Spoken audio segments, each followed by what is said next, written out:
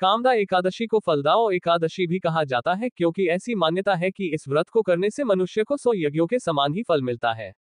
इस दिन भगवान विष्णु की पूजा करने से सभी मनोकामनाएं पूर्ण होती है और व्रत रखने वाले मनुष्यों को मोक्ष की प्राप्ति होती है। कामदा एकादशी पर विधि विधान के साथ पूजा करने के साथ कामदा एकादशी की व्रत कथा सुनने पढ़ने से भी पुण्य की प्राप्ति होती है। भगवान श्री कृष्ण ने धर्मराज युधिष्ठिर को चैत्र शुक्ल एकादशी व्रत यानी कामदा एकादशी की कथा सुनाई थी। हे धर्मराज, यही प्रश्न एक समय राजा दिलीप ने गुरु वशिष्ठी से किया था और जो समाधान उन्होंने किया वो सब मैं तुमसे कहता हूँ। प्राचीन काल में भोगीपुर नामक एक नगर था। वहां पर अनेक ऐश्वर्यों से युक्त पुंडरीक नाम का एक राजा राज्य करता था। भोगीपुर नगर में अनेक अप्सरा, किन्नर तथा गंधर्व वास करते थे। उनमें से एक जगह ललिता और ललित नाम के दो स्त्री पुरुष अत्यंत वैभवशाली घर में निवास करते थे। उन दोनों में अत्यंत स्नेह था, यहाँ तक कि अलग अलग हो जाने पर दोनों व्याकुल हो जाते थे। एक समय पुंडरीक की सभा में अन्य गंधर्वों सहित ललित भी गान कर रहा था। गाते गाते उसको अपनी प्रिय ललिता का ध्यान आ गया और उसका स्वर भंग होने के कारण गाने का स्वरूप बिगड़ गया। ललित के मन के भाव जानकर कारकोट नामक नाग ने पद भंग होने का कारण राजा से कह दिया। तब पुंडरीक ने क्रोधपूर्वक कहा कि तू मेरे सामने गाता हुआ अपनी स्त्री का स्मरण कर रहा है, अतः तू कच्चा मांस और मनुष्यों को खाने वाला राक्षस बनकर अपने किए कर्म का फल भोग। पुंडरीक के श्राप से ललित उसी क्षण महाकाय विशाल राक्षस हो गया। उसका मुख अत्यंत भयंकर, नेत्र सूर्य चंद्रमा की तरह प्रदीप तथा मुख से अग्नि निकलने लगी। उसकी नाक पर्वत की कंदरा के समान विशाल हो गई और गर्दन पर्वत के समान लगने लगी। सिर के बाल पर्वतों पर खड़े वृक्षों के समान लगने लगे तथा भुजाएं अत्यंत लंबी हो गईं।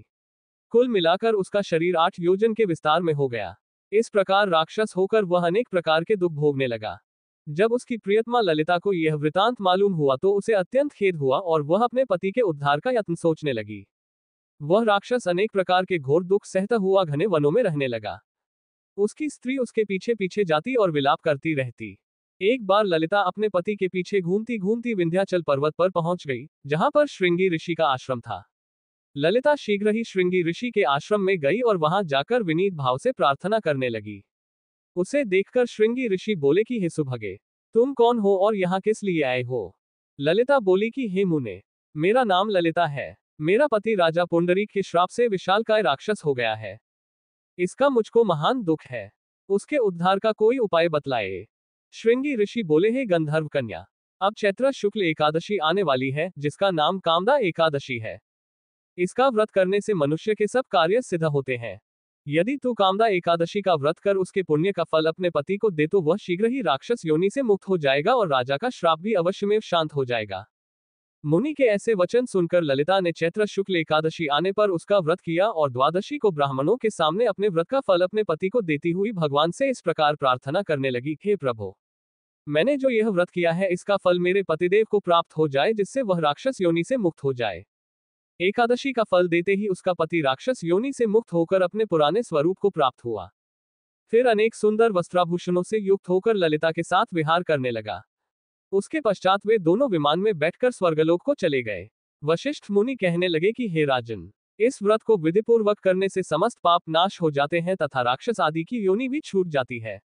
संसार में इसके बराबर कोई और दूसरा व्रत नहीं है। इसकी कथा पढ़ने या सुनने से वाजपेय यज्ञ का फल प्राप्त होता है। धार्मिक कथाओं से जुड़े रहने के लिए कृपया आप हमारा चैनल सब्सक्राइब करें।